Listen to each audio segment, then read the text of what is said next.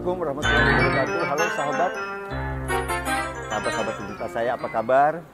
Kembali bertemu dengan saya Faris RM di episode Faris RM Publishing Channel.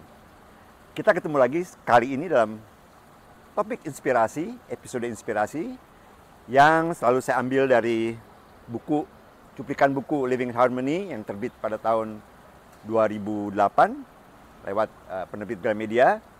Dan topik-topik ini saya tulis berdasarkan riwayat pengalaman hidup yang saya alami secara sesungguhnya. Oke, dan kali ini kita akan mengambil topik yang berjudul Yojana. Es sicut civitas sine opibus, pratum sine floribus, arbor sine folis. Seperti masyarakat tanpa kekayaan, padang tanpa bunga, pohon tanpa daun. Begitulah kita mengumpamakan kehidupan tanpa ilmu pengetahuan serta tanggung jawab untuk mengaplikasikannya.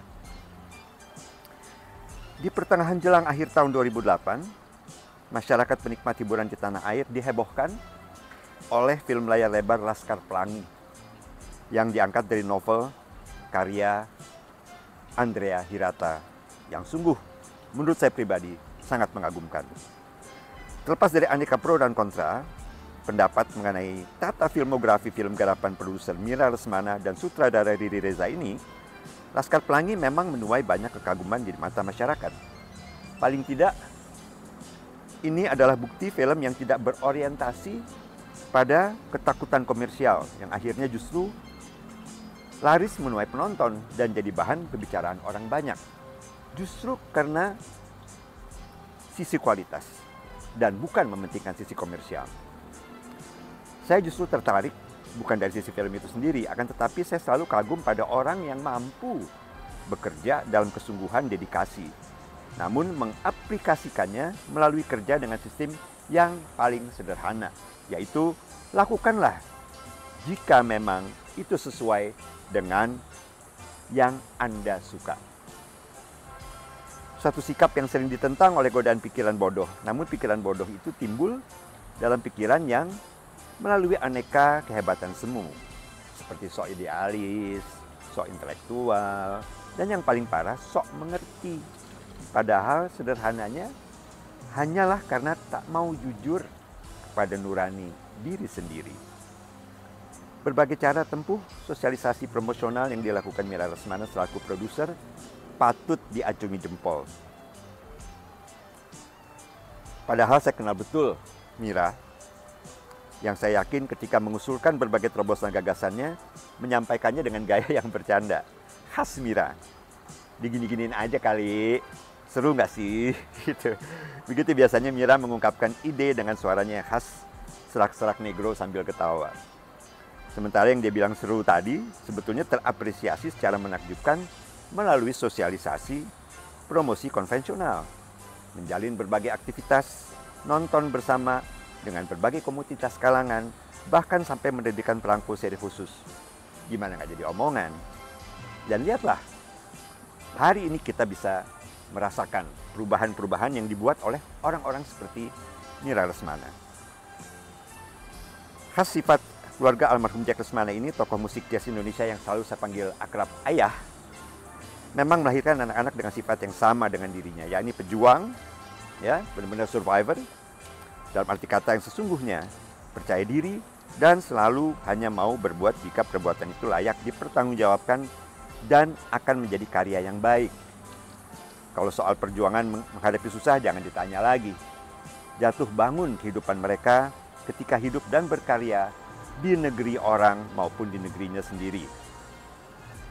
Itu betul-betul mafhum diketahui orang. Boleh tanya sendiri kepada Mira dan Indra, kedua sahabat saya yang sudah seperti adik saya sendiri. Mengawali karirnya sebagai produser film, Mira membangun usaha yang namanya Miles Film. Miles tadi sebetulnya kependekan dari namanya, Miles, ya, tulisannya Miles, Mira Lesmana. Tapi juga karena Miles adalah nama depan dari Miles Davis, ya, tokoh besar jazz dunia yang trompetis eksentrik yang diidolakan oleh seluruh anggota keluarga Jack Lesmana, termasuk anak angkatnya, yaitu saya. Dan saat ini kita bisa lihat ya, harapan Mira melalui Mars Film sudah terbukti melalui berbagai banyak film. Film-film hebatnya dimulai dengan Petualangan Sherina, kemudian Laskar Pelangi, dan sampai hari ini masih menghasilkan banyak film-film yang luar biasa dari sisi produksi dan dari sisi ide. Jadi buat saya itu sebuah karya wujud yang benar-benar membuktikan bahwa komitmen dan tanggung jawab pada profesi dan tata kerja kita itu sangatlah penting dan terbukti secara historis, secara sejarah, secara fakta, memang menjadi karya yang hebat. Semangat seru nggak sih gaya Mira? Sebenarnya tidak sesederhana serak negro candanya. Ia seperti memandang yojana, yaitu jarak di kejauhan mata yang memandang akan apa yang ditujunya. Jarak yang hanya bisa dicapai dengan kesungguhan hati dan tanggung jawab untuk mencoba memahami bagaimana cara mencapainya. Namun, cobalah untuk memahami hidup yang kita jalani ini. Dan siapa sih yang berani bilang bahwa hidup yang kita jalani ini mudah? Akan tetapi jika kita mampu memahaminya dari sudut pandang yang paling sederhana, hidup akan merupakan bentuk tantangan dari detik ke detik yang takkan pernah putus kecuali kalau kita sudah ditarik peredaran oleh Tuhan yang Maha Bijak. Artinya, apapun yang akan kita hadapi kelak, kita tak akan pernah tahu, tak akan mampu kita mengubahnya. Maka seperti kata pepatah basi, manusia hanya bisa merencanakan, akan tetapi Tuhan yang akan menentukan. Begitulah seharusnya segala sesuatu mengenai kehidupan kita aplikasikan. Sebab percaya atau tidak, semakin matang kita mencoba memahami akan apa yang ingin kita perbuat, maka akan semakin sempurna jugalah apa yang akan kita wujudkan. Semakin sempurna yang kita wujudkan, semakin besar dukungan, kepercayaan yang akan kita peroleh. Dan ingat, kesempurnaan tidak hanya bisa diperoleh melalui satu tahap keberhasilan. Faktor kegagalan pun merupakan referensi yang penting dan sangat berharga untuk mencapai suatu keberhasilan. Jadi kalau Anda sempat nonton film Laskar Pelangi atau film-film produksi Mira Lesmana, yang manapun, asal Anda tahu bahwa itu semua bisa Anda saksikan hanya karena pada awalnya Mira bilang, kita gila-gilain aja kali. Seru nggak sih? Oke, saya Faris RM untuk episode inspirasi di Faris RM YouTube Publishing Channel. Semoga menginspirasi. Salam sehat dan senantiasa berkah. Assalamualaikum warahmatullahi wabarakatuh.